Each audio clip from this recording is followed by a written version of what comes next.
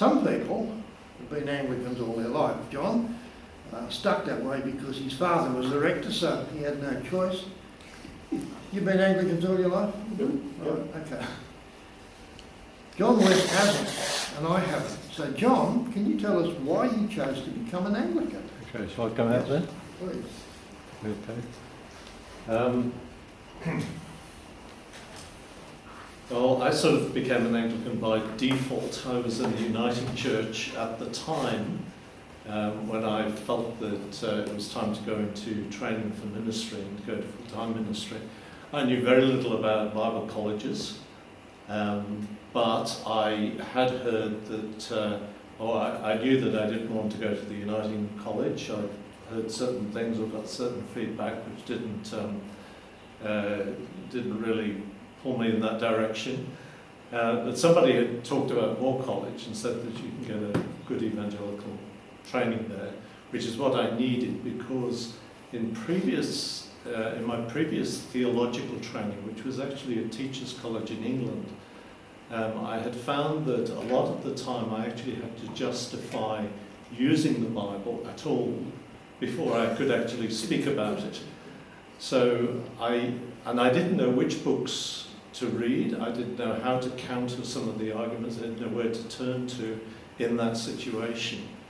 So I wanted a place where I would get a good foundation, an evangelical foundation, get a degree, something that would count for something, and somewhere where I could depend on the recommended books to give an argument for the scriptures.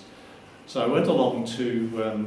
I eventually applied to Moore College, and went there.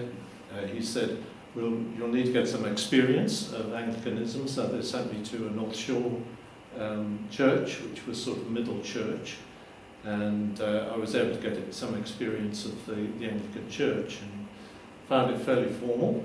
My previous experience of Anglicanism had been over in England, where I'd gone along to a church just once and had the prayer book and didn't know where I was in the prayer book. We seemed to be flipping pages and we were going from here to there, and I hadn't a clue what was going on in that situation.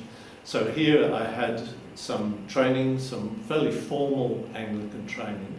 One of the things I appreciated as much as anything else was the liturgy itself and the thought that had obviously gone into the liturgy, and also the prayers, which gave far more coverage than I had experienced before in evangelical circles. It had far more breadth to it.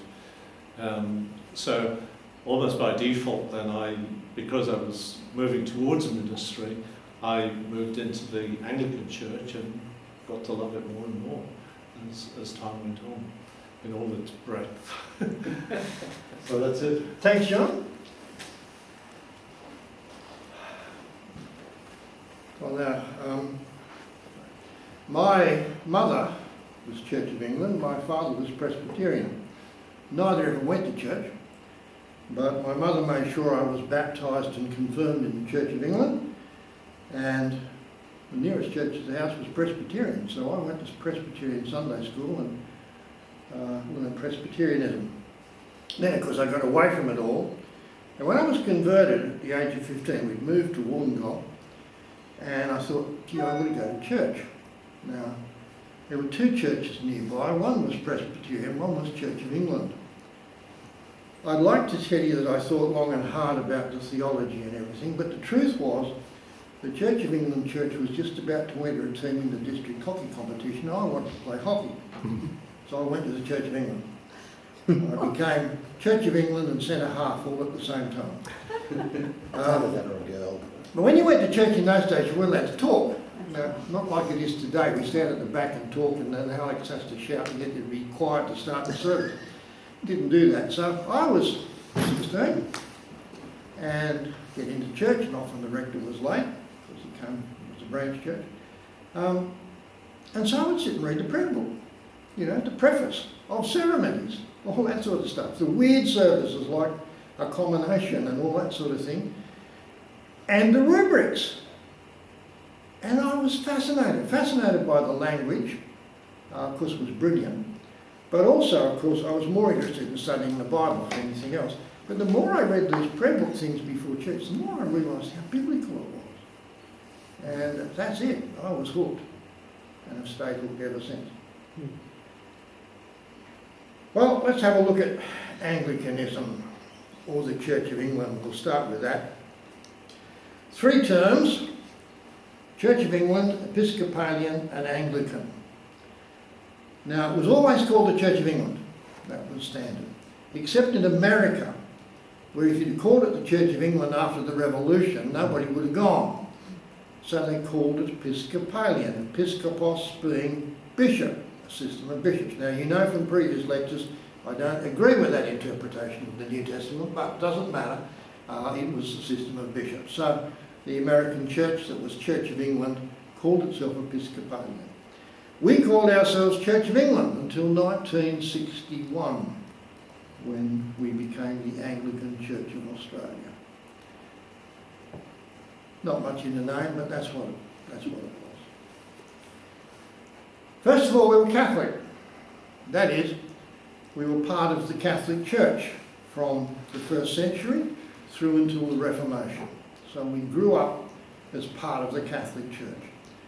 But then came the Reformation of the 16th century, when the Church broke away from the Catholic Church and became reformed, with all sorts of Reformation theologies, justification, reformation, and so on,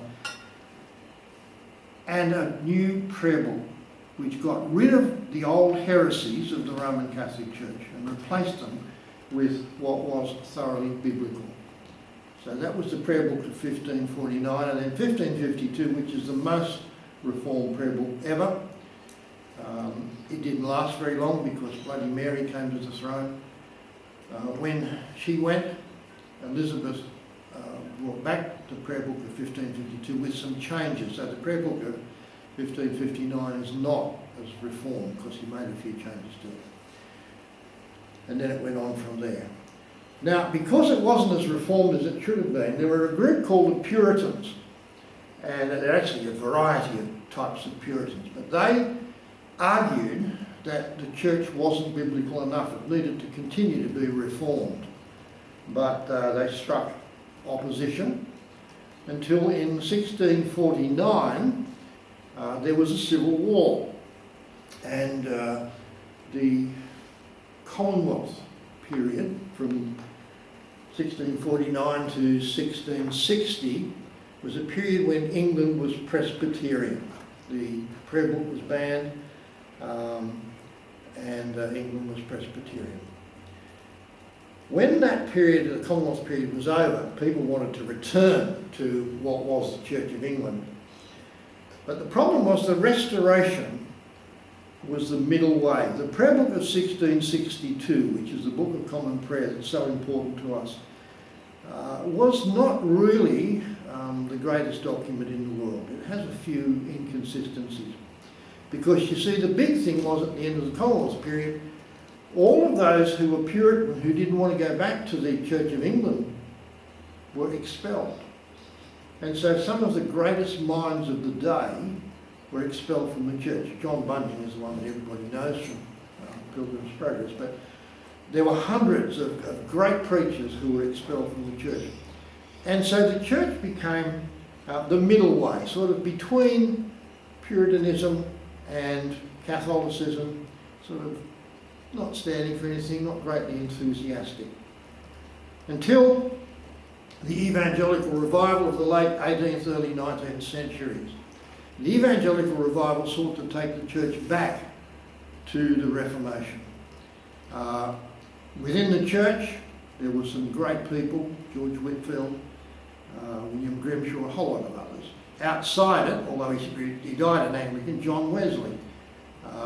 He died an Anglican, but he started Methodism. And so that restored the evangelical part of the church. But at the same time, in the 18th and 19th century, you had rationalism, where reason replaced faith.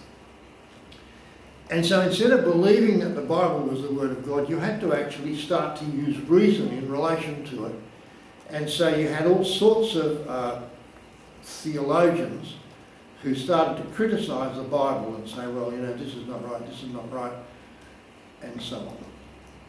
In the middle of the 19th century, you had the Oxford movement, or the Tractarians, who wanted to restore, and we'll talk about them again in a minute, the worship and the practices, the devotions and so on of the pre-Reformation church. And then in the 20th century, the biggest movement was liberalism, which was a mixture of rationalism and personal liberty. You basically chose what you wanted to believe based on rationalism. Now, given that, the Church of England's a mess. There are all these different views. And they all exist in Australia, interestingly enough. So what I want to do, first of all, is to talk about terminology, because we use this often. John referred to it in a sermon a couple of weeks ago, very briefly. I want to do it in a little bit more detail, because we throw it around all the time.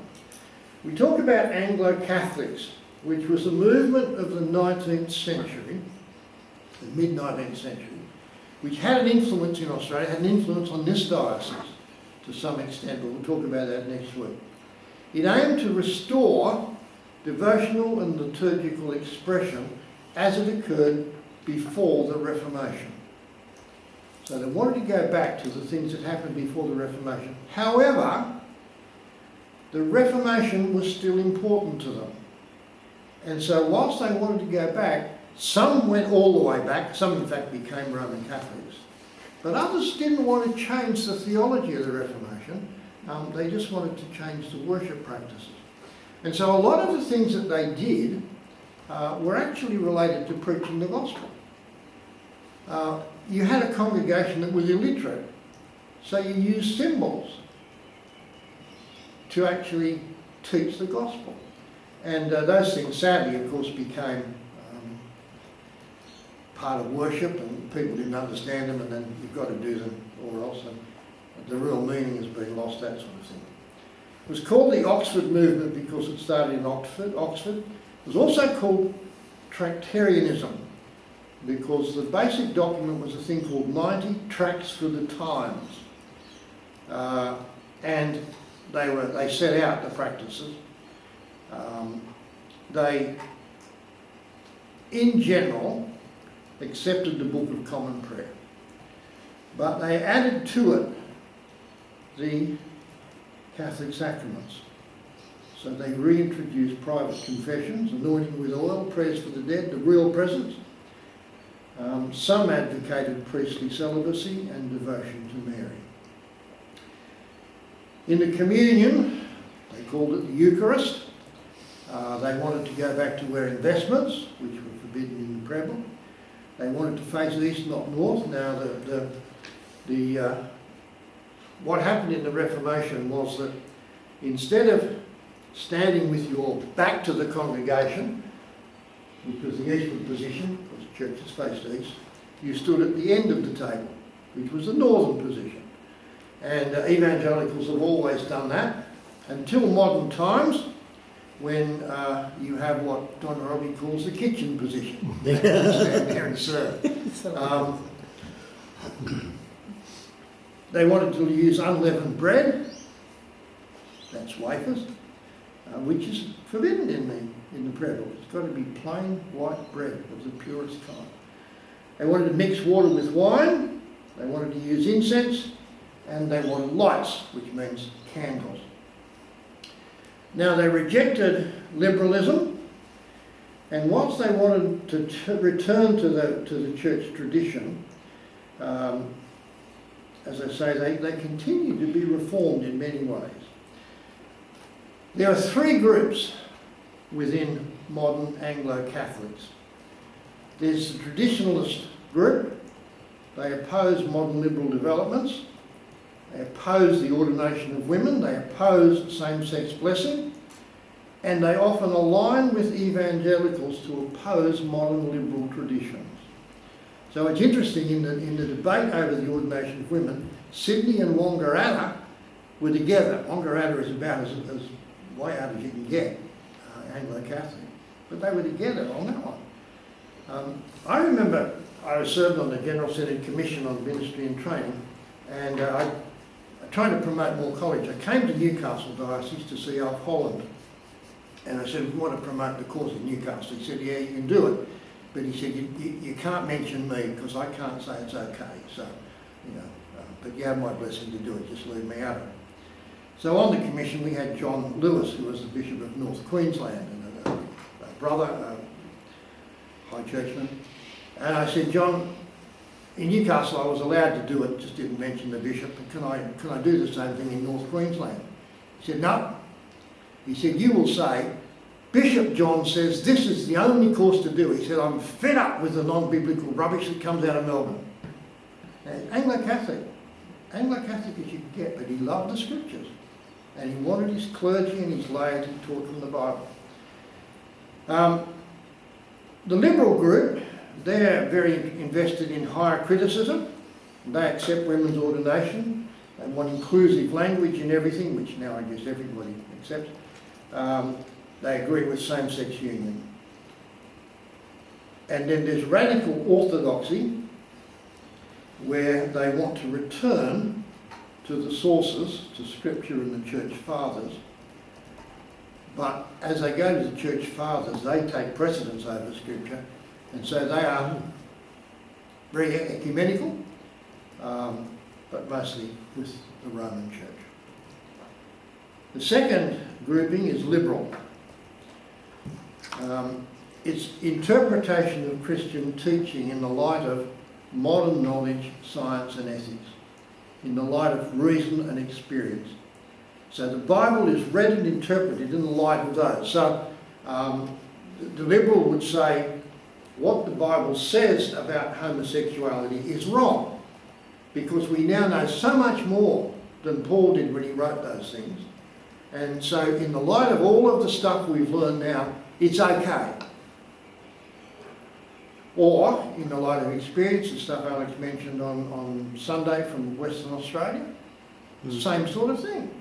The world has changed. We're not tied to those principles anymore. Everybody's jumping in bed with everybody else. Let's get with it, folks. And that's the sort of thing that liberals do.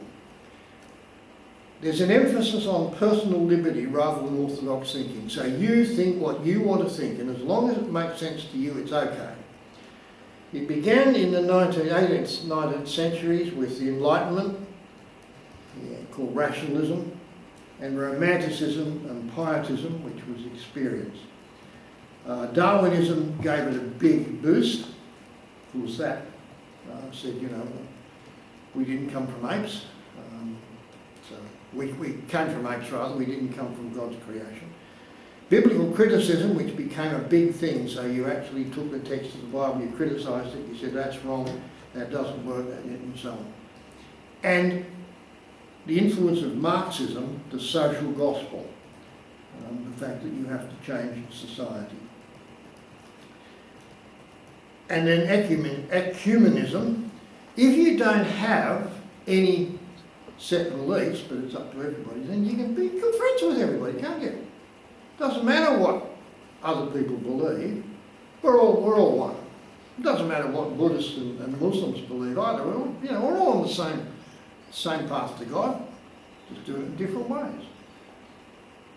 So that's part of liberalism. The third grouping is evangelical. Now, evangelicals have a high view of Scripture. It's the inspired Word of God, and it's the sole authority in all matters of faith and practice.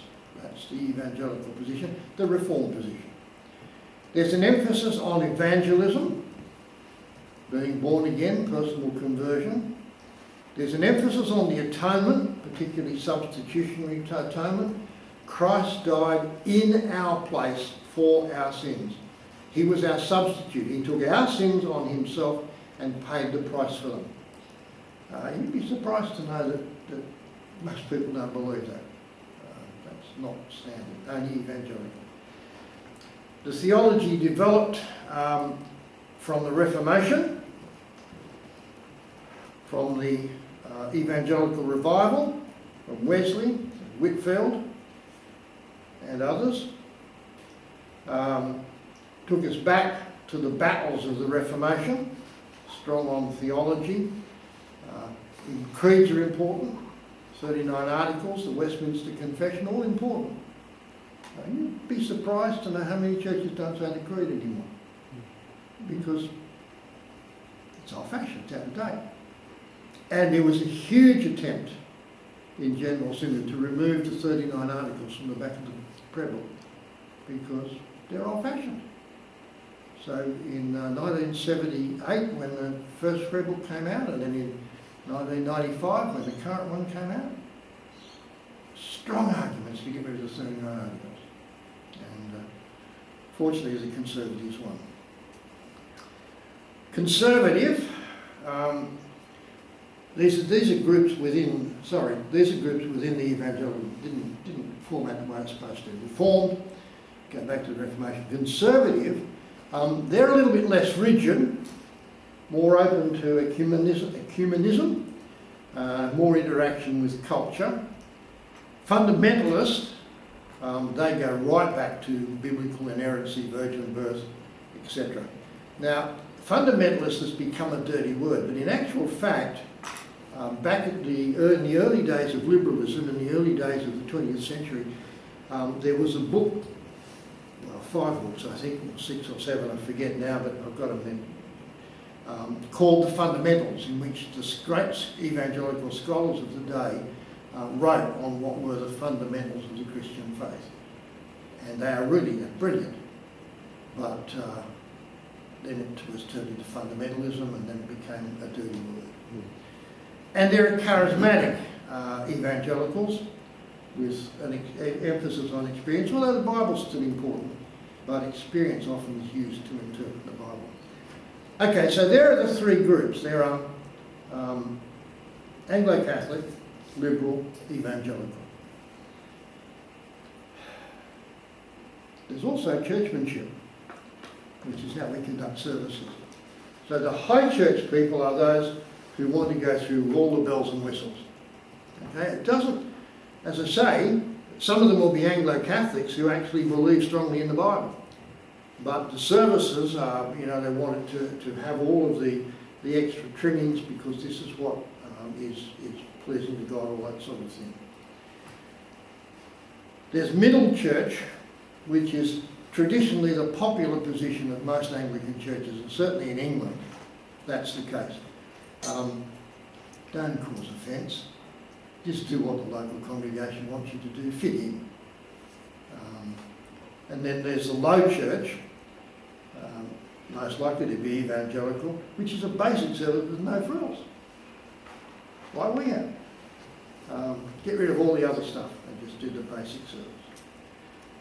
Okay, so they're the different groups in Anglicanism, and every now and then I'll throw those terms in, and now hopefully you'll have some idea what they mean.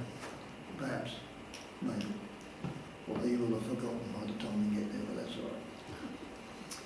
So the Church of England comes to Australia. The first European settlement, of course, was James Cook in 1770. Not the first settlement, the discovery, and he claimed it for the British Crown. In 1776, the question in England was, where can we put convicts? Because in 1776 they'd lost the American colonies. And so there were all sorts of suggestions, and Africa was very high on their list. But then the suggestion came, what about this place that Captain Cook found? Cook himself had no part to play in it. Banks, the botanist, was one of the prime movers. And so they decided to settle in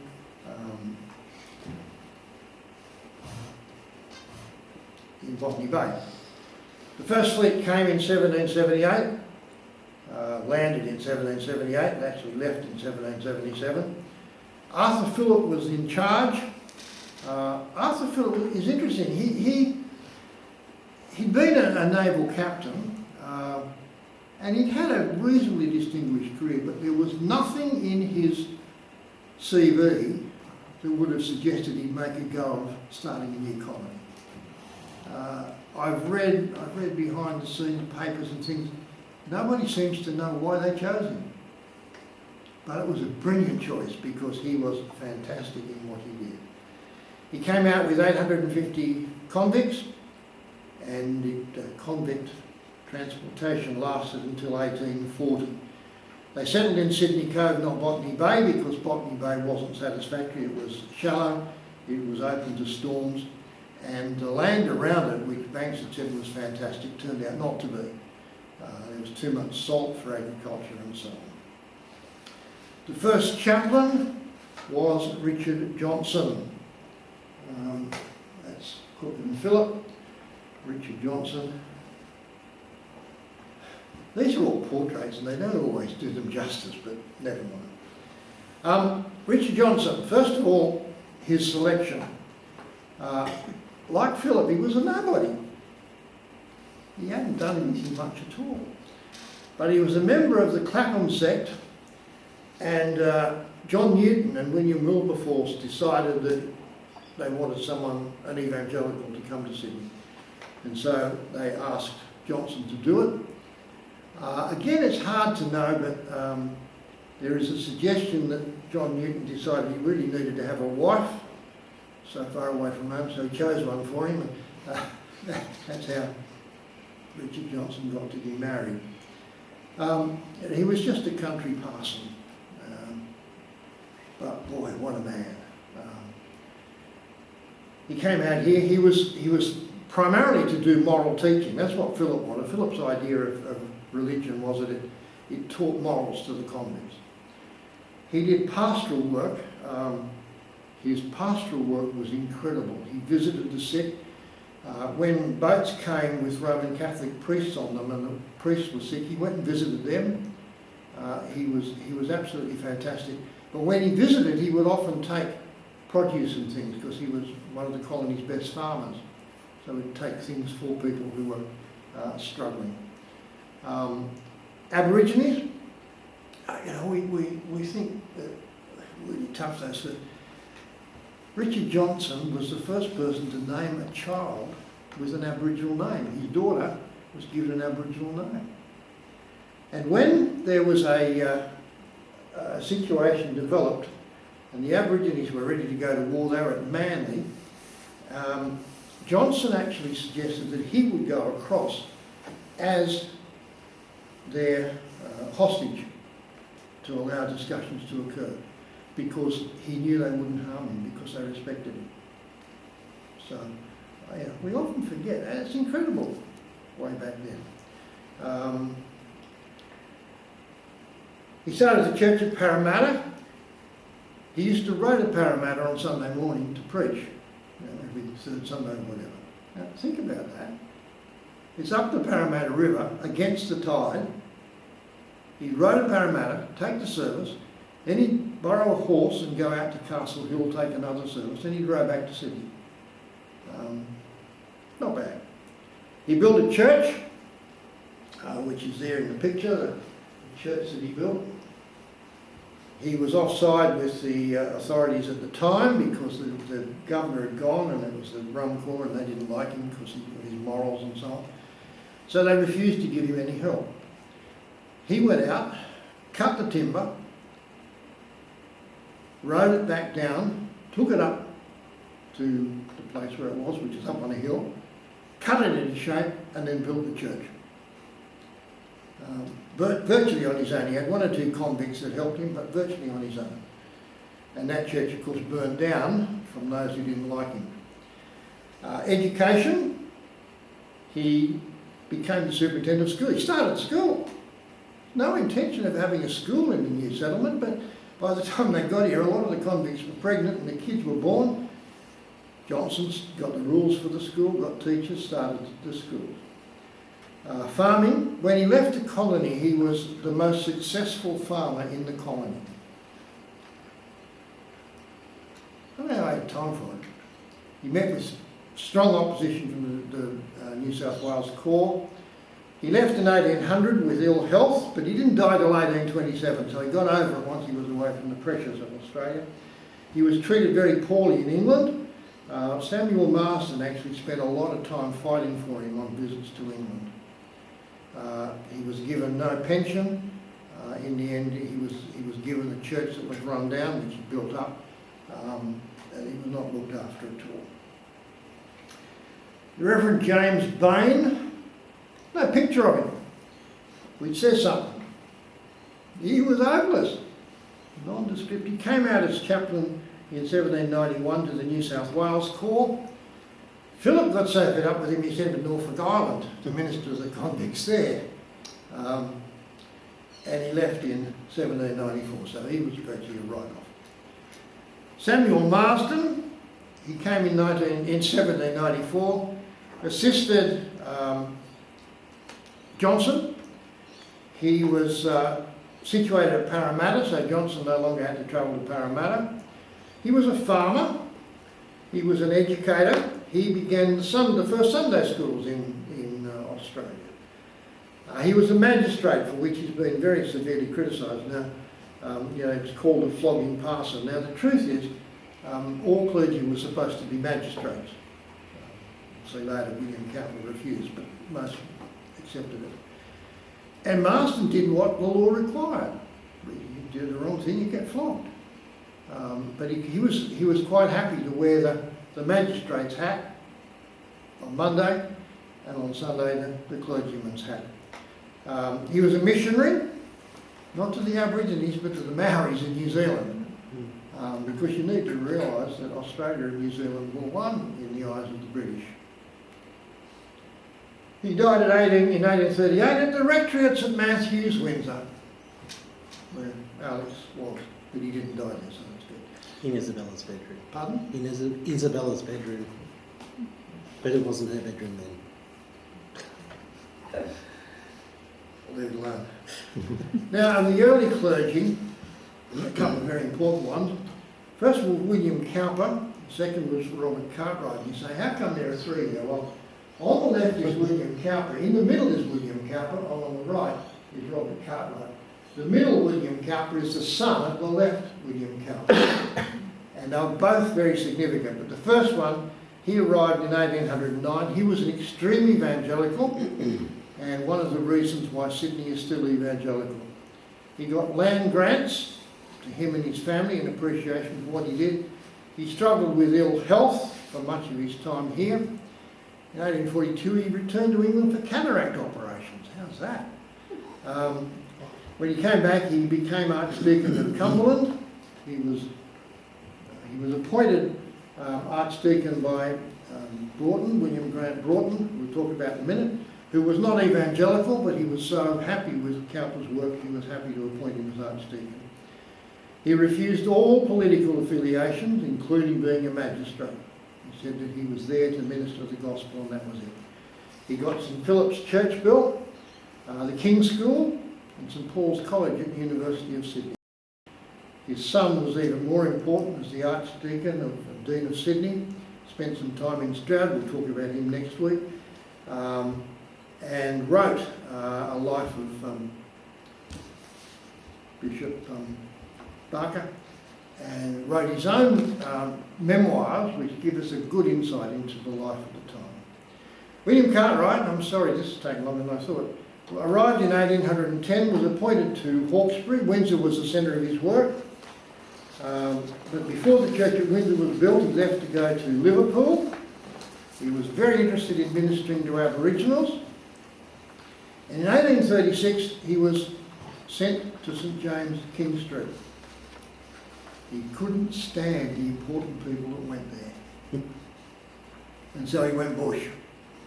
He got a licence in 1838, so just 2 years at St James King Street was all he could stomach.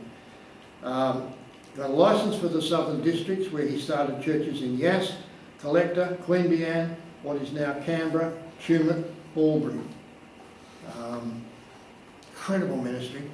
In 1855, he was still working hard. He was 86 years old, still travelling, but he was very deaf, apparently. You didn't talk to him, he talked to you.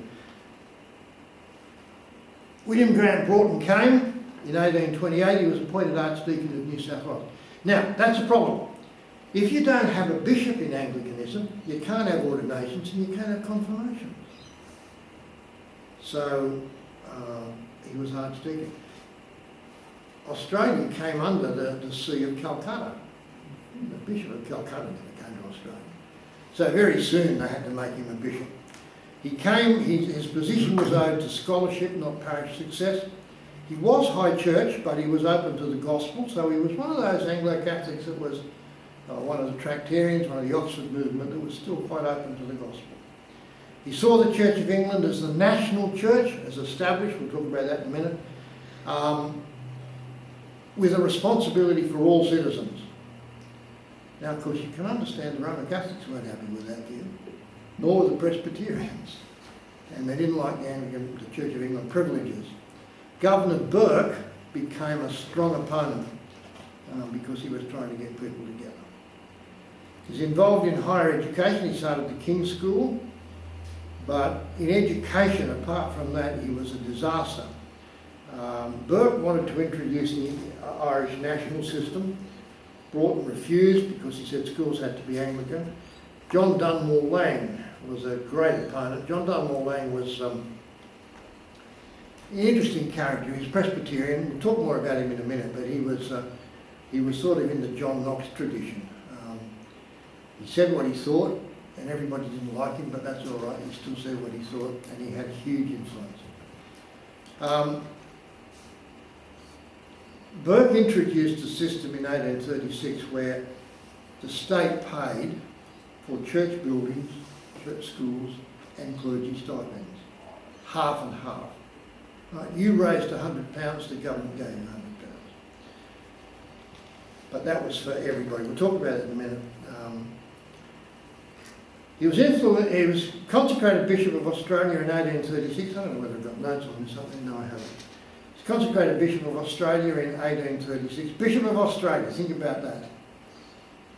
His diocese is all of Australia, without the internet or telephones or anything. Was influenced by the Tractarians and was very keen to get new clergy as Tractarians and to influence clergy. As a result, the laity couldn't stand him. And when two of his clergy took it too far and converted to Roman Catholicism, that lost him the support of almost all of his clergy, including his most senior clergyman, William Cowper. He lost the education fight. Governor Burke was too strong for him. He started St Andrew's Cathedral. Macquarie laid the foundation stone, but then nothing else happened until Broughton started it again, and it wasn't completed until after his death. He brought clergy from England, but he saw the need for local training. He began with a training college at St James, King Street, moved to Lyndhurst, Glebe, closed in 1849. 8 people had been ordained. It was not very successful. He travelled widely, but he saw the difficulties, so he suggested new dioceses: 1841 New Zealand, 1842 Tasmania, and 1847 Melbourne, Newcastle and Adelaide. We'll talk more about that in a minute. The crowning event of his career, according to Ken Cable, was the 1850 Bishops' Conference, which gave structure to the colonial church. But it was opposed by the laity because there was clerical dominance, and local parishes rejected it. So he travelled to England to get support, but died there in 1853. He was replaced by Frederick Barker. Oh, what are we looking at? Oh, okay, sorry.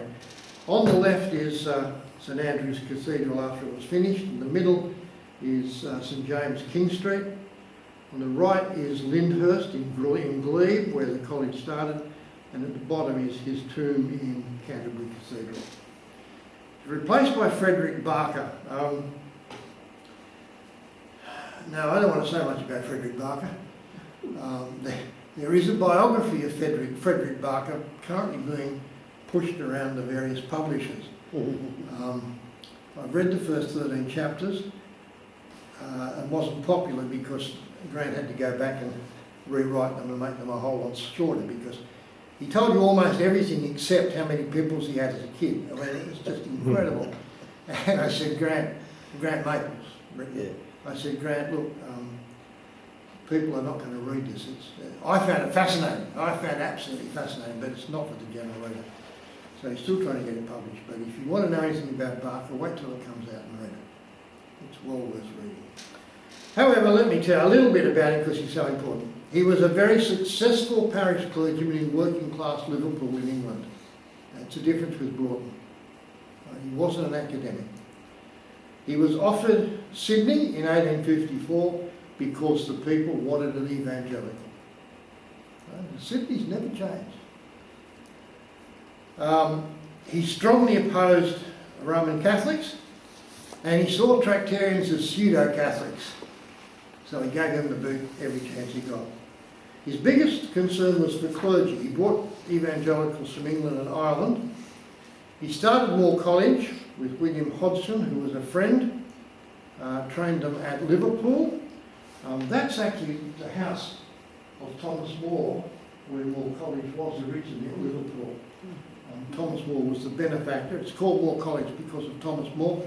Not the Thomas More of the Reformation, but the Thomas More who was an early shipbuilder in Australia and made a fortune, and within his house. He was much more acceptable to the laity. The big thing about Barker that made evangelicalism so significant in Sydney, he was an excellent administrator. He was a good horseman who travelled widely and met people. That's the key to it. Next week when I talk about William Tyrrell, who started the Diocese of Newcastle, I'm just in awe of what that man did. Well, Barker was the same. He finished the cathedral, he started schools, he started St Paul's College at the University of Sydney, for better or worse. He started the Sunday School Institute.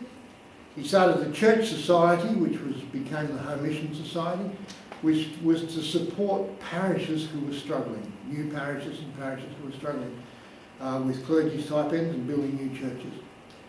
In 1862, he created the Diocese of Goulburn, now Canberra-Goulburn. In 1869, the Diocese of Bathurst. So he was a forward thinker, got to get the place so it could be understood. He introduced synodical government into Sydney and promoted a general synod. I'll tell you next week, synodical government began in Newcastle. Things weren't always bad here. He actually led the world in something. And in 1877 he created the Diocese of North Queensland. He was very heavily involved in the Public Instruction Act of 1880, which is why we still got scripture in schools, because he got it written into it. He left Australia in 1881, he died in 1882. He's a hero, there's no doubt about that, and Grant Maple's book is much needed. Now there are other settlements, not just Sydney. There was Norfolk Island, which was a penal colony, problem very hard to get to. Van Diemen's Land, Tasmania, Swan River, Western Australia, South Australia, Port Phillip, Melbourne, and then Moreton Bay, Queensland, which was a penal settlement in 1824, opened to free settlement in 1842. Now, the Anglicans, or the Church of England, had to deal with the other denominations. On the First Fleet, it's not clear the religion of people. There were Church of England, there were Catholic, there were some Presbyterian, Methodists and congregations, not sure about, and there were 15 Jews apparently. I thought it was less than that, but that's what the current thing seems to be. Church of England, well, they were the convicts that were sent from England. Catholic, well, they were the Irish political convicts who were sent out here. Presbyterian, well, there are a couple of Scots people who were naughty. Methodists and congregations generally didn't get sent out because if you broke the law, you got kicked out of the church. I've heard something about that before, something about kicking people out who were naughty. See, I was listening yesterday. Free settlers included Methodists, Congregationalists, Lutherans, Baptists, and so on. The first Catholic Mass was in 1803 with a convict priest who was conveniently then sent away from the colony because he couldn't have that. But the Catholics actually had the first bishop, Bishop P. Polding, in 1838. He was a bishop before Broughton was made a bishop. But the big thing was the Church Act of 1836, and that is Governor Burke. It gave legal equality for Church of England, Roman Catholic and Presbyterian, and later Methodists were added. Now that's revolutionary. In England, up until this time, if you were not Church of England, you were limited in what you could do. You were limited legally in worship. You were limited in work. You couldn't, for example, work in any government occupation if you weren't Church of England. And it was in the Acts of the 1820s and 1830s and 1840s in England that all of that changed. Well, here in Australia it changed at the same time, and so the Church of England was no longer established. Not only did it give legal equality, but it gave the churches income. Expansion was so quick, the churches couldn't keep up, and so the government offered half and half. You raised £100 to build a church, the government gave you £100. To put a clergyman into it, or to build a school and put a teacher into it, the government gave money for the stipend of the clergyman or the school teacher. It was a massive failure.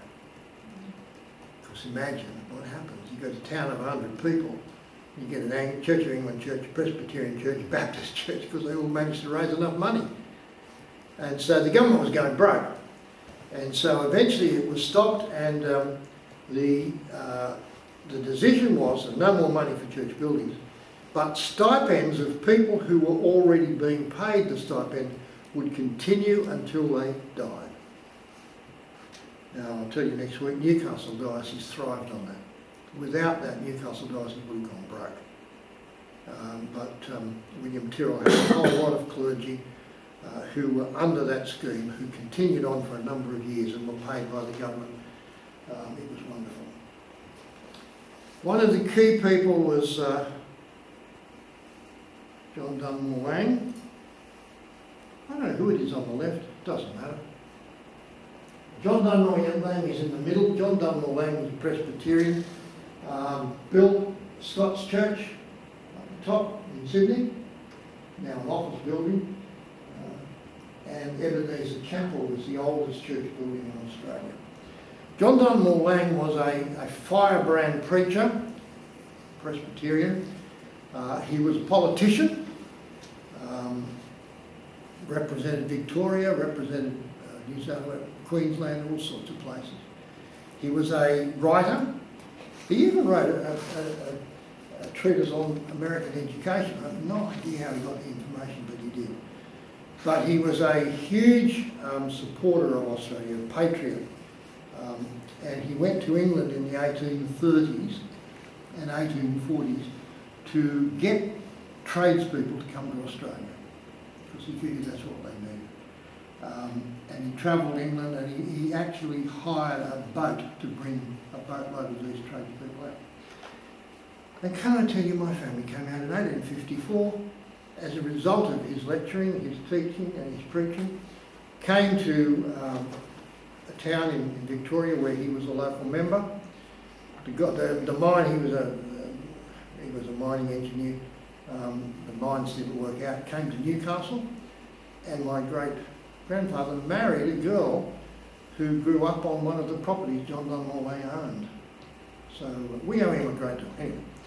But the Presbyterians are very important. Governor John Hunter, you know, that's who he is. That's Governor John Hunter on the left, who of course found Newcastle, all that sort of thing. He was actually a Presbyterian minister. I'm not sure why he wasn't anymore when he became governor, but I don't know what happened, whether he got kicked out or what, but it doesn't matter. All right, let's move on. There were Methodists, there were Congregationalists, but we won't go into that. Big question is Australian, established or Australian? Originally, they assumed it was the established church, as it was in England, a church that the Crown supported. And that's what Broughton thought, and that's why he battled with Governor Burke, because Burke removed that. There is a question of whether, in government eyes, the Church of England was ever established in Australia. there are arguments about that. I can remember sitting on a plane going to Adelaide next to Ken Cable and spending the entire time talking about whether the church was established or not. I sat and listened. He did the talking. Incredible stuff. Now, as I said, in England, laws were passed that allowed others to worship. Australia was in the forefront. Canon law sets out the legal basis of the church, and we were stuck with the canons of the English church. They were used in ecclesiastical courts. Now, ecclesiastical courts have long gone, but they were developed in 1604 and 1606, and then amended in the 19th century. A couple of canons that are interesting, and this is for Alex, only for Alex, and further, like, oh, John and I probably going too old now. All the said ecclesiastical persons above mentioned shall usually wear in their journeys cloaks with sleeves, commonly called priest cloaks, without guards, welts, long buttons or cuffs. And no ecclesiastical person shall wear any coif or wrought nightcap, but only plain nightcaps. You get that? Only plain nightcap. Of black silk. That's an important thing. But you can have satin or velvet if you want. Right. Okay, that's the law of the church. It's there. And then John, your job to keep peace in church. People talk and move around, you get a big stick and deal with them. That's your job. And you throw them out if they misbehave. That's what a church warden does. That's Canon 90. And of course, if they don't, you have the job of presenting them to the ordinary of the place, that is, the bishop, so that they can be dealt with by him. Anyway, that was Australia until 1961, when we got our own constitution and we became the Anglican Church of Australia. Very interesting. In 1961, evangelicals were in a minority, and T.C. Hammond from Sydney and Broughton Knox organised the whole constitution so that no one group could rule the church. It's come back to bite us now that evangelicals are in the majority. But it was a brilliant constitution, giving everybody a right. The Book of Common Prayer in the 39 articles, along with the making of priests and deacons, bishop, priests and deacons, that was the basis of it. Any variation must be in accord with them. A bishop in each diocese was to be the metropolitan or the archbishop. The big thing about the new church was we needed a prayer book, and so in 1978 we got our first prayer book, an Australian prayer book. It was the result of years of work. Alf Holland, who was Bishop of Newcastle, before he became Bishop of Newcastle, was chairman of the Liturgical Commission. The man who did most of the work was Donald Robinson, who at that stage was Vice Principal of Moore College. When you look at the prayer book, his name is not there. He actually got a doctorate bestowed on him eventually for it, but he had his name removed before it was produced because he didn't want to be associated with it. He believed that the prayer book was opening the way to all sorts of future problems. He didn't know what they were, but they've all come home to rest with women's ordination, same-sex blessing, all that sort of thing. They've all wangled the new prayer book. But most importantly, they've changed the services, so that now you have high church services. It's very interesting. When the prayer book was being produced, I was in college, and Robbie used to be asked to go and speak in parishes, and he used to get me to drive him because I love prayer book. You know, I got 90% in prayer book, even though I was marked by high churchmen, so I'm reading him and stuff.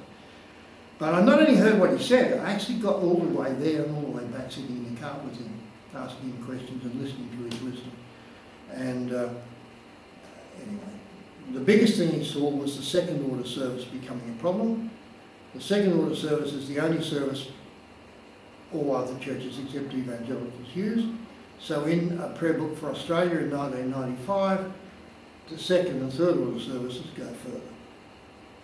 and they are written in such a way that I can use them without a problem, but if you watch Anglo-Catholics use them, they do all sorts of things because of the way they're written. Sydney Diocese, APBA is not legal. If you want to use it, you have to get the Archbishop's permission because it contains so much heresy. Yes?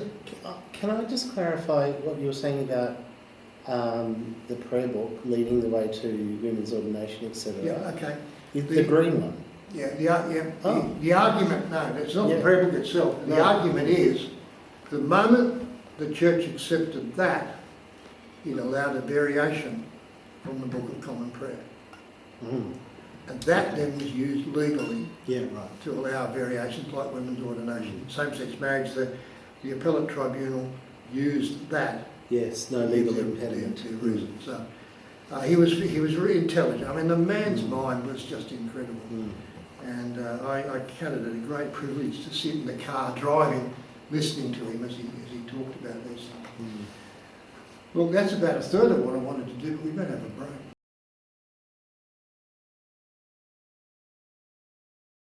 Originally, the Diocese of Australia was all of that plus New Zealand. All right, so Gordon was the bishop of all of that. In 1842, Tasmania was separated. Didn't make much difference, did it?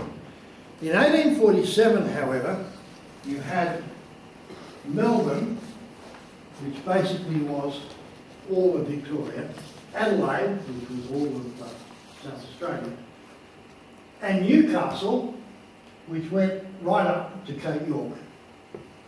So the Hawkesbury River was the border.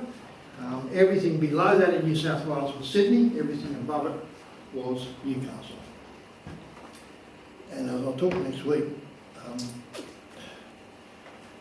the Tyrrell actually visited Brisbane every 2 years or 3 years, I've forgotten now. Not by boat, by horseback, stopping along the way to talk to every homesteader to try to raise money for building new churches. In 1858, the Diocese of Brisbane was formed, which took up all of Queensland. That really helped Newcastle. In 1863, the Diocese of Bathurst, the Diocese of Canberra-Goulburn it was then, Canberra later, and the Diocese of Armidale and Grafton. So now suddenly you've got Bathurst, Armidale, Grafton.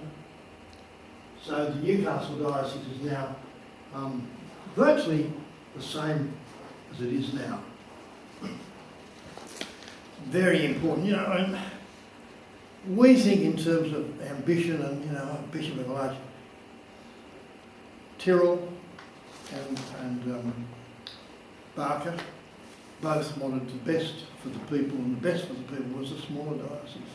That's the bottom line. 1872, the Diocese of Perth. 1875, the Diocese of Ballarat. So Melbourne gets carved into two. Then the Diocese of North Queensland. Queensland is divided into two, and the Diocese of North Queensland included Northern Territory. Still does. It's a separate diocese, but it's all related. Diocese of Riverina gives less than New South Wales. Diocese of Rockhampton, Gippsland, Wangaratta and Bendigo divide Victoria up. Diocese of Bunbury in the bottom of Western Australia, and then northwestern Australia. 1914, Grafton Armidale becomes Grafton. Kalgoorlie starts, but it only lasts till 1972 when it was absorbed back into Perth.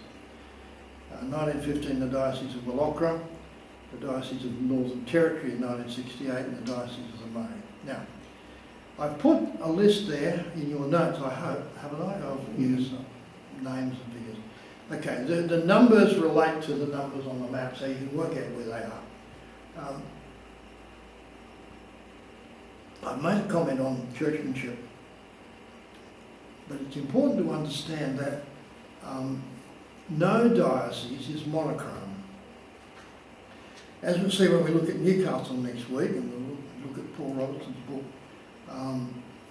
there was a very strong evangelical minority in Newcastle diocese throughout its history, getting stronger now. But, no, it's all those there. Okay, let's assume you go to church in Sydney. Sydney is the most conservative evangelical diocese in the world. I'm sorry, in the world. Okay, but no diocese is monochrome. You go to St Andrew's Cathedral, and yes, it's a cathedral, they've got choirs and things, but it is thoroughly evangelical. Thoroughly evangelical. You go up to St Philip's Church Hill, which is the original Anglican church in Australia, and there they have the 1662 treble. It's evangelical, but a lot of people go there because they like the tradition. And so it's a little bit more middle of the road than the cathedral. Go to St James King Street and it's high church. It fits in with Sydney, but it does all the bells and whistles. You go to Christchurch St Lawrence, that's Anglo-Catholic in the extreme. So there are 4 Anglican churches in Sydney which are entirely different. So it's important to understand that no diocese is monochrome. So my comments are meant to give you a general indication. So let's start and go through them from Victoria. Gippsland, started in 1902, has 30 parishes and is mixed. We're happy to have evangelicals. They've had evangelical bishops.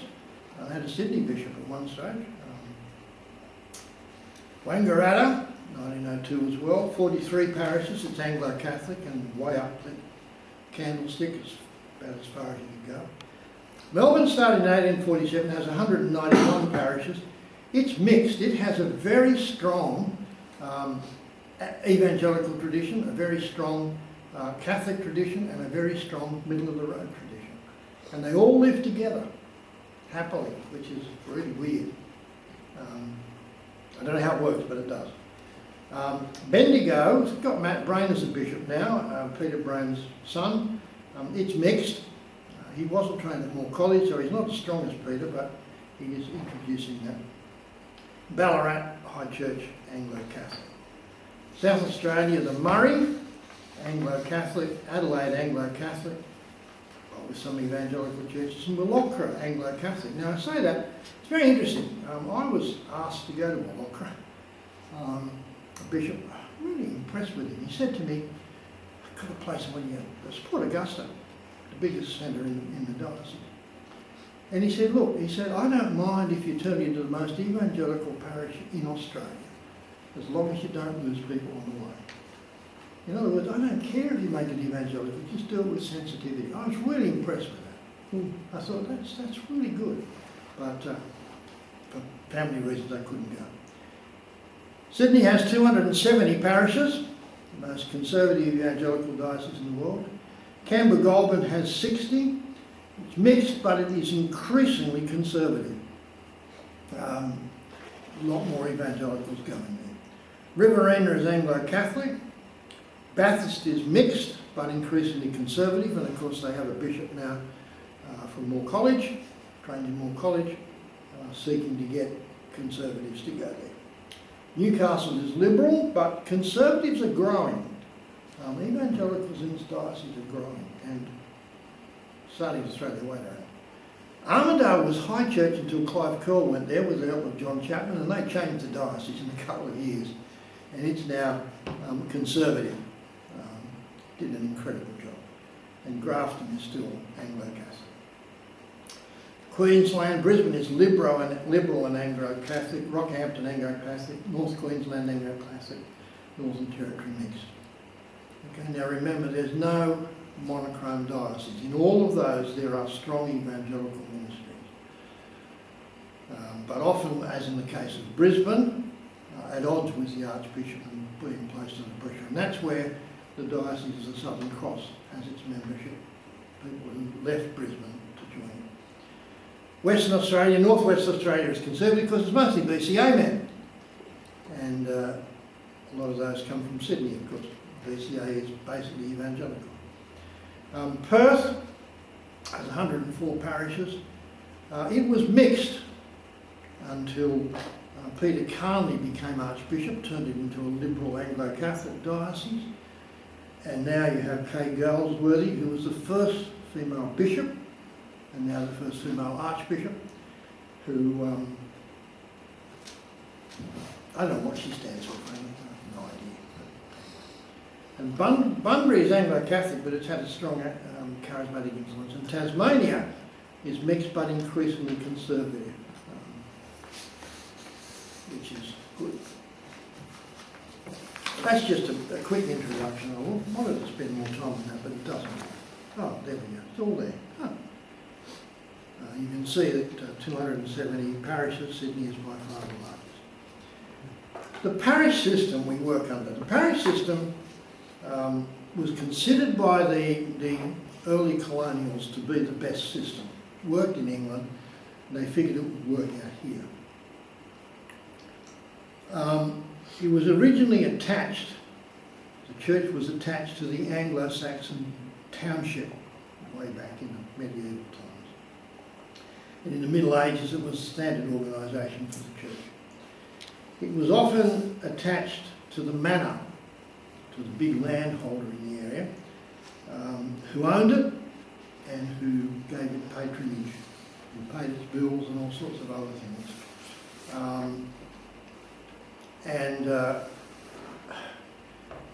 When lords of the manor decided not to support the church, the living that they had, they sold. And the Church Pastoral Aid Society bought up a whole lot of those, and they are able to put evangelicals into them, so they've kept those parishes evangelical because they have the right of appointment, because they own the living of the church. When I was ordained, I was priested, the guy doing the Bible studies was the secretary of the Church Pastoral Aid Society. And he took me aside and said, I want you to come to England. And he said, you can have a nice rural parish. Or he said, if you want to be a curate, you can work with people like John Stott. We can even get you in there if you like. And I said, no, Sydney has paid for me to be trained. So I really feel I need to serve in Sydney, at least for a little while. I'm an idiot. He didn't have a clue who I was. Why did he come to me? Because Marcus Lane suggested it. Because Marcus and I were great friends. So if Marcus suggested it, he would have been happy for me to go. I'm an idiot. I could have had one of those lovely churches you see on television, all the crime shows, and been a doddering old fool. You had the living for life. When you became the rector, they couldn't get rid of you. You were there for life. And that was a problem, because when you got to be 90, you were still there, and you couldn't do the job. Now, sometimes it was associated with the civil organisation. You ever watch the Vicar of Dibley? Yes. They actually have, they actually do things for the town, because somehow it's a town council. They don't explain how it works. And it really died out mostly in the 19th century, but they keep it in the show. But they don't explain how the parish council can also be the town council, and yet you got a mayor and all that sort of thing. You have a rectory or a vicarage provided, some of the best houses in England. The rector is the administrator, the vicar is the representative of the bishop. And that's, the parson is the other word. And curates are the assistants, and they have branch churches. Now, all of that's easy in the village, because it's pretty obvious where the parish is. In towns and cities, it's a little bit different.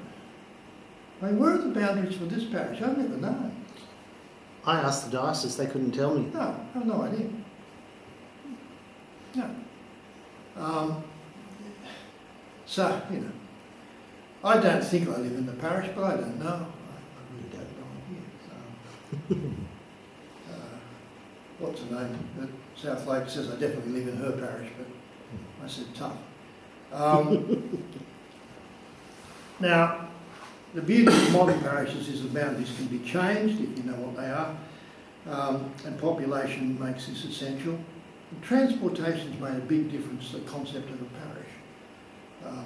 When John's father was here, there were all these churches because it was easier for the minister to go to them than for them to come to us. Now with cars, we assume they can come to us. Doesn't work like that, unfortunately, because people don't like to leave where they are. It's why we wanted to start something at Yarramong. Every time I took a funeral there, I found all these people that were Church of England to the core, not Anglican, and all their families buried in the graveyard, and they really wanted a Church of England church. Won't come down here, but we're happy for us to go up there. And the other thing, of course, when you start closing churches, yes, you can get to them by car, but what happens if kids want to go and the parents don't want to drive them? When I was a kid, we could all walk to church. And so if the parents weren't interested, we still got to go there. Anyway,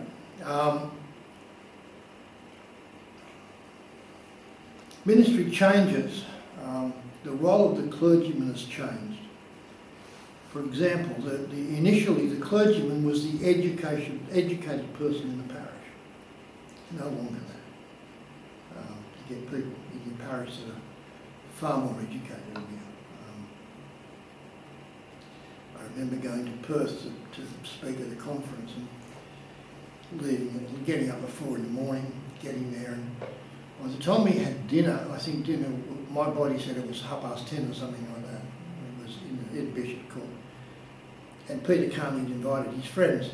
And I sat opposite the professor of mathematics and next to the professor of law and next to somebody who was a big businessman in Western Australia. And I thought, I'm a nobody. I'm a nobody who's very tired as well. They had all sorts of trouble. But in the old days, that would have worked because you would have been the educated one. And of course, nowadays, what's happened is that the disciplines that the clergy did have been taken over by professionals. Counselling is now done by professionals. All of the things that the clergy used to do, just professionals doing. And that's a change, which means that a lot of clergy don't know what their role is. And that's a bit sad. It also changes the church affiliation. People don't necessarily become Anglican. They go to whatever suits, which is why the church at Tuggerah does so well. Team ministry is one of the changes. We've started to learn to live with that. Not very well. When Don Robbie became Archbishop, he implemented a program of new areas, and he was selling it around the diocese. He came to Moore College to sell it, and he gave his talk, was enthusiastic, and Bill Norton and I both said to him, why are you putting one man in one parish? Why don't you amalgamate them and put a team in? So that he left at that point. He didn't want to answer that. But it makes sense. I went to college with a guy, I don't know how he passed his exams, but he did. It was hopeless. Brilliant pastor, absolutely brilliant pastor. But he lasted 3 years in the ministry because he couldn't do all the other things he had to do. Now, if you put him in with somebody who could preach and teach and get him to do the pastoral work, he would have excelled. But we don't do that. And that's sad. New housing areas, they are different. They require, they can't support themselves initially, and they desperately require assistance. They require dedicated Christians to go there, and preferably to live there, to mix with them, because there is inverted snobbery. I mean, they can't stand anybody that's got higher class, because they're lovely people. I started at Mount Druitt, hated to leave it. I only left it because Bishop Reid made me. But I loved it there, because they were genuine people. They told you what they thought. You knew exactly where you stood with them. And they were desperate to learn about Jesus. And it was fascinating to watch them in church with the hymn book singing the hymn. But you knew they couldn't read a word of it. They'd learn it off by heart. And the prayer book. They had a prayer book there. They knew it off by heart. They couldn't read it. But they were so concerned to be part of it. Professionalism. That has changed ministry. You know, now the house has to be top quality. All sorts of... And we're lucky we got this. You want to build a new one? Mm-hmm. I started the process at 2 Gardens when I was locum there. It was incredible what they wanted. You know, every doorway has to be wide enough to get a wheelchair through, and so it goes on and on and on. And it just added. I mean, the builder that they originally wanted to do it simply said no. They started to talk to the diocese, looked at the regulations, they said no, we're not going to do it. It's not worth it. Unlike the old days, you lived in whatever was there. And, yeah. Money? Clergy now get paid a reasonable amount. In the old days, that didn't happen. I can remember wanting to get a loan for the house we bought when I left parish to go on the staff at Moore College. And in the old days, they had bank managers who knew you. And he said, I can't justify giving you a loan on your income. But I know you, and I know that you won't default, therefore I'm going to give it to you, I'll slip it through. These days you wouldn't have got it, but now working condition, I mean, Alex is supposed to have 2 days a week off. I can remember after a month the rector saying, when did you have your last day off? I said, a month ago. He said, well, same with me, let's take tomorrow off. And then we got into trouble because somebody wanted us and we were both out picnicking. And there's a tension between service and standards. Ministry to me was about service. And unfortunately these days, you've got all sorts of other issues that are important. There's buildings, they cost money. There are alternatives. You can use the local school hall, which is what the Church of Tuggerah did till they built their own building. Problem is, it's not yours. You can't have stuff up. You've got to take it up and down every Sunday and all that sort of thing. Mount Druitt, they began in a house in the rectory, which was wonderful. Fellowship was great. But then you talk to the kids and they'd say, oh, Saturday night you couldn't watch television. You had to take everything out of the lounge room and bring all the chairs in. And Saturday night you couldn't watch television because you had to bring everything back and take the chairs out. They said it was horrible.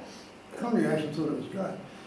Now the Sydney report is interesting, and I'm not going to go into it now because it's too long, but it talks about how parishes have changed. In the old days, a little bit, parishes were all similar, little strategy was needed. You're trained to minister the word of God. Every ordained minister can become a rector. Sunday services were straightforward, common prayer book, common music, minimal expectations of the parish council and wardens, and it was a white Anglo-Saxon Christianised society. Today, parishes' parishioners have a higher expectation.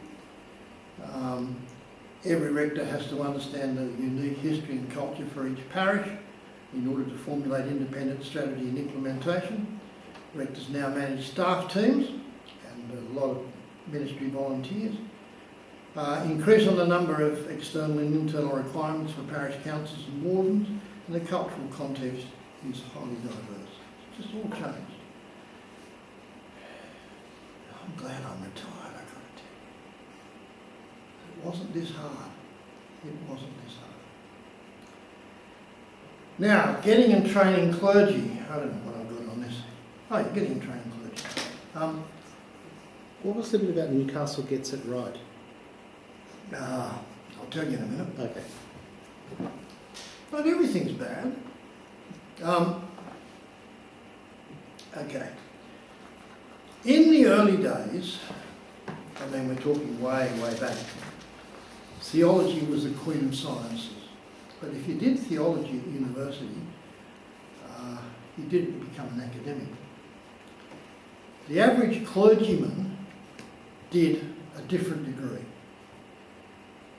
and then went and became an apprentice to the bishop to be taught what ministry was about. So, for example, who discovered gold in Australia? Now, it wasn't Hargraves. It was the Reverend William Clark. The Reverend William Clark was a geologist who then became a clergyman and discovered, from his geology knowledge, gold. It was in the 1820s.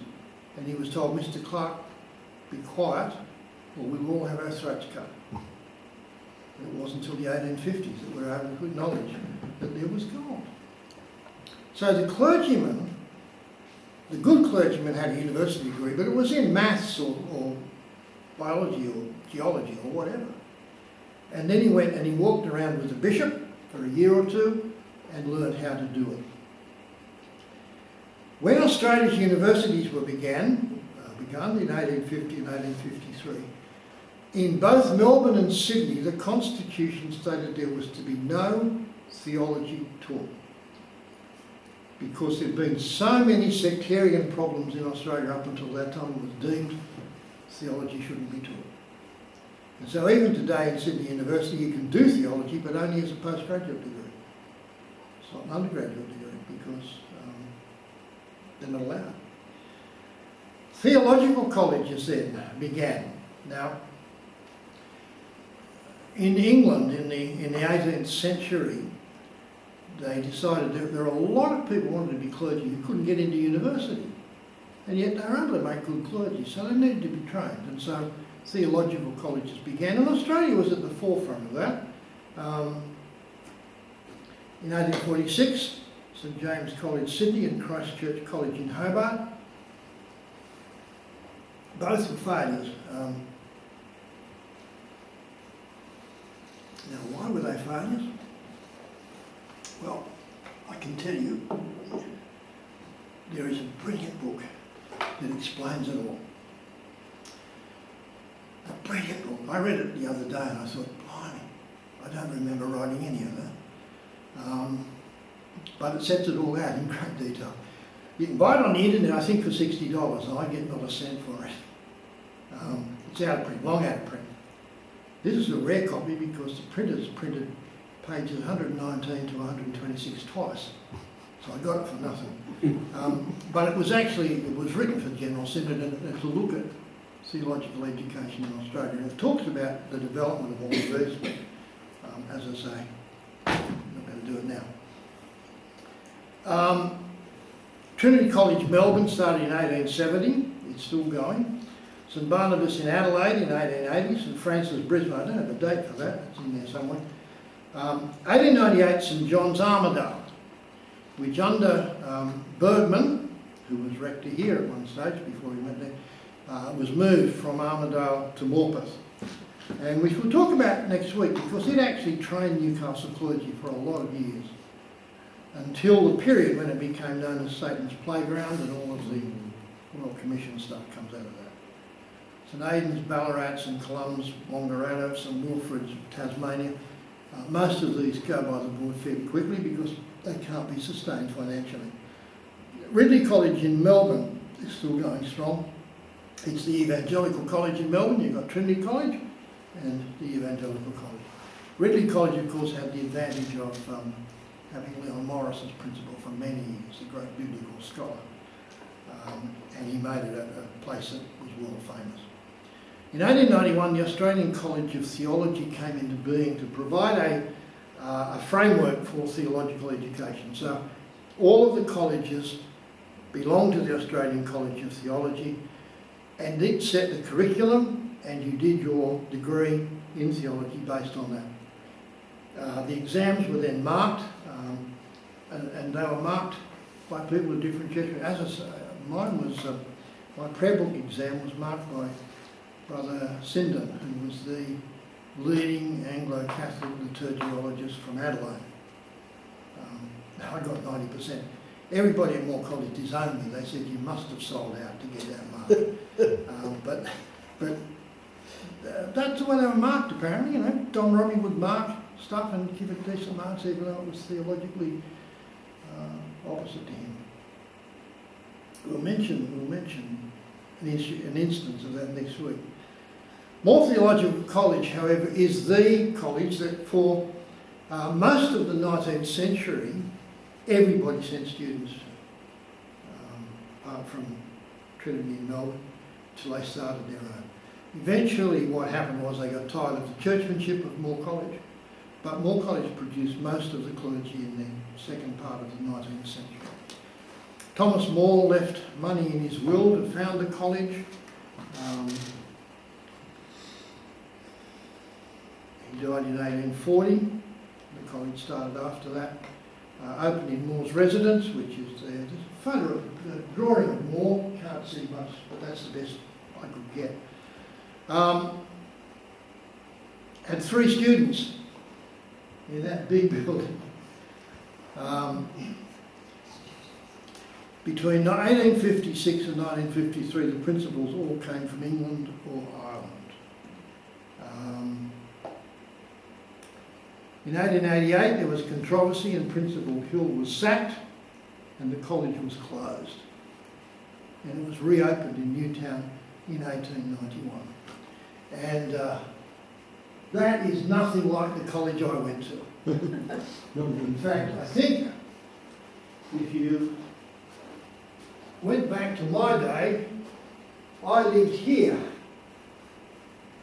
in a 2-storey terrace house where the kitchen floor was held together by the linoleum that was on it. The stove had a drawing of Sydney Harbour before the Harbour Bridge. The toilet was down the backyard and the bathroom was out the back, and my wife used to take the dog with her every time she had a bath to stop the rats coming out of the open drains. You know, that's what it was like. Nowadays it's not like that, it's different. And we had a library like very tiny. That's the modern library. When I was there, we were being shown around and I asked where the couch was because I said if I come here I'm going to have to stay a few days. I need somewhere to sleep. Why was Hill sacked? Theology he wasn't evangelical. Right. And then there was Nathaniel Jones, 1897 to 1911. You couldn't guess what country he came from, could you? Nathaniel Jones. Good Welshman. Then David John Davies, and you see he's missing. And most Sydney people would think that's because he was hopeless. And if you found a clergyman who was hopeless and an older clergyman who was hopeless and didn't know what he was doing, he said, obviously trained under Davies. But then, of course, the big thing came in 1936, 1935, when they got T.C. Hammond out. T.C. Hammond was from Trinity College, Dublin. An incredible mind. His book, In Understanding Me Men, he wrote on the boat on the way from Ireland to Australia. And it remains one of the best doctrine books you could get. And a very powerful man. Very powerful and very much involved in the constitution for the church. Stories abound of him. He was rector of St Philip's Church Hill as well as being principal of Moore College. And there was a controversy with Bishop Wilde from Bathurst over the Red Book. The Red Book was a book that had been produced in Bathurst using the 1928 prayer book, which was illegal. And there was a court case. And in the court case, Wilde's solicitors got very cagey and they went through the prayer book and they got, they said, on last Sunday, at St Philip's Church Hill, the rector read the following notices. And the prayer book says you can't have notices without the bishop's permission. And they said, there you go. T.C. Hammond stood up and said, here is the Archbishop's approval. He'd actually been careful enough to go and get approval for that so that if he was challenged, he had it. Incredible. When he died, Marcus Sloane became the first Australian principal. And wasn't principal for very long, became bishop and then archbishop. Great man. He was archbishop, I was catechist at Darling Point, and we formed a great relationship over the 2 years I was there. He was the only person of all of the people that meant anything who came to my farewell. Put himself out to come to it because, And he used to ring me up later on and ask about publishing his books. I've got this new book, you should publish it with him. All sorts of things. And you could never tell whether it was him or not because he spoke in a very particular way, and everybody could imitate it. So you markers here, and you think, oh, is that you, Collier, or is it Rick? Anyway, and then of course the man after T.C. Hammond, he was the one who established it so that said you've got to be evangelical. He, all the things that he did, and then Broughton Knox, of course, was brilliant as well. The big thing about Broughton was, although he was evangelical, reformed, conservative, he made you interact with the liberal theologians and so on, which the modern more college students don't have to do. But we were made to read some of the stuff that was and discover why it was wrong. We were taught why it was wrong.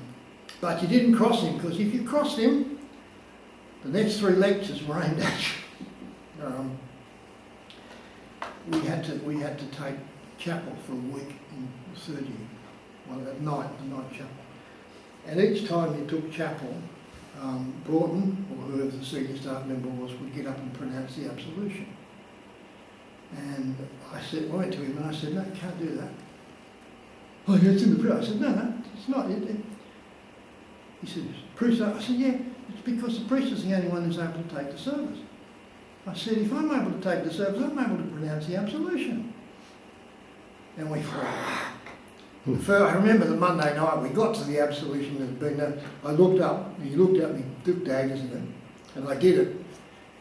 But the next 3 lectures were based on the role of the priest and upstart students. Anyway, we became dear friends later on. Now, appointing a rector, how do we get guys like this?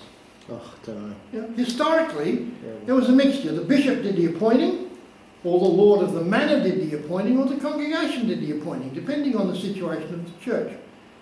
But that changed with the development of livings later on, and our system varies from diocese to diocese. And the issue is the bishop versus the congregation. That's the thing. So Sydney has a procedure, and Newcastle has an entirely different procedure.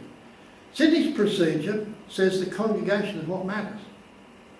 So you have your parochial nominators who go to meet the presentation board, which is appointed by the diocese, with a list of names. The presentation board says, oh, you can't have him, he hasn't been in his parish long enough. You can go and see the others.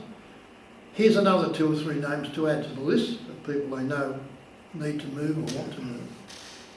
Then you go and you see them. So, you're preaching and you get up in the pulpit and you see these guys in suits and you think, they're nominators. And then after the service, they sit down with you and they talk and they decide whether they want you or whether you want them or whatever. When I was at Port Kembla, I knew that nominators were coming because Bishop Reid had to find out where I was because there were 5 churches. Anyway, they came to the evening service at Berkeley, and the evening service at Berkeley was mine. And I used to use the morning sermon, but it was all young people. Well, there were old people as well, but it was aimed at young people. And we would have a to and fro. And I said to the kids, I said, listen, we've got nominators coming, I've got to preach a sermon, I'm sorry. And later on when I was in parish, they said to me, we couldn't understand. All through the sermon, people go, I said, yeah, because they wanted to ask questions, because that's what they did. Anyway, so they go and talk to people, and they've got 3 months to nominate somebody. And then if that person gets a letter from the Archbishop, they say no, you've got another 3 months to go. And you get to choose your rector. When I was locum at Pagewood, they said to me, would you like to be rector? I said no, because the rectory was totally inadequate. I had 5 kids and they were sort of 2 bedrooms. It was just impossible. And so I said no. I was working late one night and they'd been into the presentation board and the rector's warden came in and sat down and he said, I've got bad news. I said, what's that? And he said, they informed us our 3 months were up and we had to have a name or we'd lose the right of nomination. So we nominated you. We know you had to say no, but that's all right. We've got another 3 months after. Well, they'll do that. To extend the time, they'll nominate somebody who they... Once you nominate somebody, you get another 3 months. Yeah, that will say no. So they get more time. Yeah, they knew I was going to say no, but they had to have a name and they hadn't decided on anybody else. Mm. They didn't want to nominate somebody and get an archbishop letter and say yes, and they decided to. Mm. That's a much better system than Newcastle one. We're supposed to apply to the bishop, and then the bishop, sort of everything's kept in secret, and the nominators go to the bishop, and the bishop basically makes the appointment. I mean, we spent 2 years. The reason I'm unpopular is I think the bishop thinks that I got in the ear of the nominators and sort of, well, in fact, 3 of them had theology degrees from Moore College. You know, they didn't need my help. But the bishop tried on, I think, 3 or 4 or 5 separate occasions to get a person he wanted here. And the nominators kept saying no. And then he tried somebody else. Now, always an evangelical, he was, but not a strong evangelical. Someone he could manipulate. And they kept saying no. And that's why it took 2 years, till they got someone that they would accept, that the bishop would accept. But in Newcastle, it's all a secret thing, and it's the bishop has the final, he really decides, that's the thing. Synodical government, very quickly, synods. If you are a masochist, you stand for election for synod, right? Because it's got to be the worst experience in the world. General Synod is all the dioceses in Australia, 3 houses, bishops, clergy and laity. Number of representatives is set out in a table next to the Constitution. It's 1 clergyman for every, and 1 layperson for every 20 clergy. The clergy are decided by the number of parishes. It's decided by the number of clergy, full-time paid clergy. If we change it to the number of parishes, Newcastle will be getting worse off. So the system is as fair as it gets. And then there are non-diocesan representatives, Aboriginals, Torres Strait Islanders, bishops from there, clergy and laity. They can call for a vote by houses. So, you know, the clergy and laity can approve something, the bishops can say no. But then all bills, acts and ordinances must be approved by diocesan synod before being law in that diocese.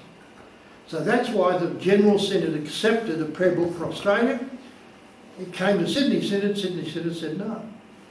And therefore it can't be used in Sydney because it hasn't been approved. And that's the sort of thing that T.C. Hammond and Broughton Knox got put into the Constitution. So that you couldn't have a majority who were liberal or Anglo-Catholic dictating to the minority who were evangelical what we should do. And now, of course, the majority are evangelical, they can't dictate to them, but anyway, it works. Provincial synods occur in each state. Each one operates differently. And then diocesan synods occur. They must approve general synod decisions. They run under parliamentary-like standing orders with ordinances and motions and things. They're made up of clergy and laity. The whole idea of a synod is to make the thing so the clergy don't dominate. In Sydney it's 1 to 2, in Newcastle I think it's 1 to 3. Let me go to the end. How's that? Oh. What's the future of an ethnic church? Till 1986, Anglicans were the largest Christian church in Australia. But that has changed. Immigration patterns. Prior to World War II, the majority of people came from the United Kingdom. After World War II, we got refugees from Southern Europe. You know, the great influx of Greeks and Italians and so on. In 1973, the White Australia policy was started in 1901. It was relaxed after 1958. 1966, Harold Holt provided the way for the eventual abolition. So once that happened, once the White Australia policy went, the influx of migrants came from Asia and the Middle East. So in 1788 to 1950, it was England, Wales, Scotland and Ireland. In the 19th century there were Germans came out, lots of Germans, which created problems in World War I. We were in Albury with the Knights, we stopped at Holbrook, primarily because there's a good pie shop there, that's why we stopped. But Holbrook was originally Germantown. And in World War I they had to change the name. So they removed Germanton and made it Holborn. And in the gold rush of 1851, the Chinese came in large numbers. Chinese are smart. All these people that do all this hard work digging and stuff, no, we're not going to do that. We'll bring provisions to them. They got rich, the miners starved to death. They were brilliant. And many of them have kept it up. You know, one of the, when I was a kid, Dion's bus service in Wollongong, run by Chinese, come out in the 1850s. They were always in court because they had their route truck buses. But, you know, Mrs. Jones, old Mrs. Jones would get on with the shopping and the driver would say, don't worry. And he'd go off the route, drop at the front door and go back to the route, which of course is highly illegal. So people wanted to ride with them because they were so good, but it was against the law apparently. Now in 2016, the immigration figures, there we go. UK, 1 million. But then look at it after that. New Zealand, and then China, India, and then you go down to the Philippines, Vietnam, Italy's way down there, South Africa, Malaysia, Sri Lanka, and there's 2.5 million others. So, those who come from the UK are in a minority, and of course it's got worse since 2016. It's changed society. And also, of course, we've got a fight over assimilation. Assimilation was the policy when I was growing up. You came to Australia, you became Australian. So all of those Italians and Greeks and Yugoslavs who came out after World War II, they became Australian. And their kids often became better Australians and more Australian than most of the Anglo-Saxon kids. They were proud to be Australian. Then we changed it to integration. So, you know, you sort of integrated into society, but you're still a little bit different. And then Whitlam came along and changed it to multiculturalism, which was a Canadian idea, which is an absolute disaster. Now, the thinking behind it is, why should they become Australian? What makes us better than them? Multiculturalism, you keep your own culture. But that's what caused the divisions in our society.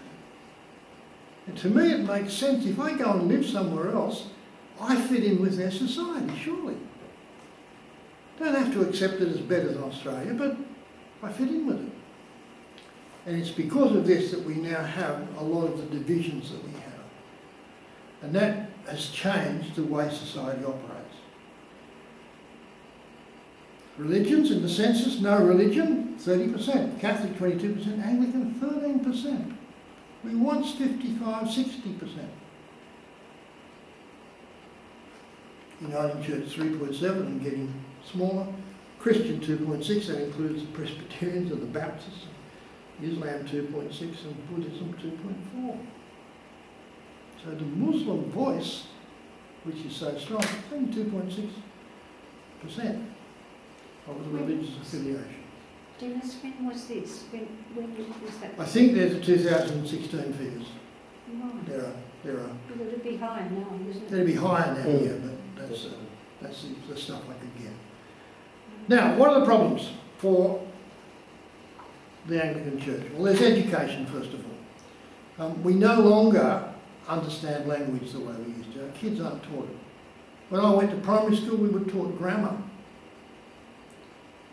In third year, we studied Shakespeare. And the novel in third year for the intermediate certificate was Charles Dickens. Don't do that anymore. And I still love language. So a service like ours, which is heavily based on language, is just out of touch with a lot of modern educated people. Thinking and understanding skills are different.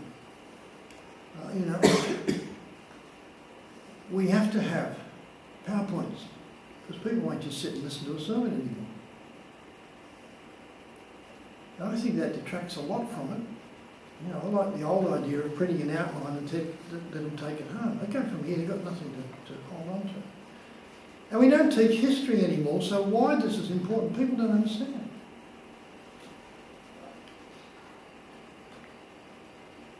The modern generation, they want instant gratification. Everything's got to be new. And they have a very limited attention span. Now, we have a service that goes for over an hour. It's full of old-fashioned stuff. They say, well, what's the point? So the issues, worship. We've got the prayer book. Prayer book, I love it. But it doesn't appeal to the younger generation. Or the people who aren't brought up in it. My wife can't cope with it. He's a Baptist, poor thing. Music. No. Well, music is atrocious most of the time. Not all the time, but a lot of the time. You listen to the old hymns, the ones that were part of the Moody Sankey Crusades and so on. They are easy to sing. They were written deliberately so that you could sing them if you weren't musical. My favourite, Fanny Crosby, 9,000 hymns. Brilliant musician. She wrote cantatas and all sorts of things. Didn't write any hymn tunes. She wrote one that I found. You can't sing it. She wrote the words and then she gave it to a Tin Pan Alley musician to produce music that ordinary people could sing. But the Australian hymn book, and then the one that we use here together in song or whatever it is that we used to use here, produced by musicians. Lawrence Bartlett was the chairman of the committee that did it. He was a musician organist. The Catholic representative, that's the other thing, of course, we've got to have the Catholics, so we've got to leave out all of the evangelistic hymns. The Catholic representative was John Walsh, who was a friend of mine. Brilliant musician, but didn't have a clue about those of us who couldn't understand music and couldn't sing it. And so, because of it's also instant gratification, you've got to have new stuff all the time. In a Christian school, I remember once in devotions the girl saying, look, I've got to apologise, this is an old song we're singing. He was 3 years old. Oh. You know, thinking true. And of course the words don't mean so. And I've told you before, we are no longer creating a group of young people who all know the same things. Every church you go to now it's something different. And one of the most exciting experiences I had was in America, Dollywood, a Southern Gospel concert. And in the middle of it they said, now it's your turn. And they got everybody singing 3 hymns, 3 choruses, hymns. Probably 700 people there. Looked around, everybody was singing. It was incredible. And I went up to them, was talking to them afterwards, and said, I learnt those things in Australia in the 1950s. It was universal. The modern generation won't be able to do that. So that's a problem. We have to look at it. What else have we got? Seating and buildings. You know, our buildings, I don't know. We think they're great. I think this is a fantastic church. But I don't know. And on Wednesdays, I'd really much rather we put people in a circle than sitting in pews, but it's too hard to organise. Property. It's owned by the diocese, so we don't have any freedom. If we don't like them, we lose it. We walk out with nothing. Churches are often not suitable for purpose. We're fortunate. Built recently enough to be useful. But a lot of the old churches just are hopeless.